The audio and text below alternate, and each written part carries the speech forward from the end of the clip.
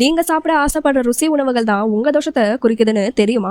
கவலையோட உடல் வறண்டு இருக்கிறப்ப இனிப்பு சாப்பிடணும் போல தோணுதா? உப்பு நிறைஞ்ச உணவுகள் சாப்பிட்டதுக்கு அப்புறம் சாந்தமா அல்லது நிம்மதியா உணர்கிறீர்களா? கசப்பு இல்லனா துவர்ப்பு உணவுகள் லேசா அல்லது உப்புசம் வயிறு வீக்கம் ப்ளோட்டிங் உணர்வு ஏற்படுத்துதா? அப்படின்னா நீங்க வாததோஷம் உடையவங்க.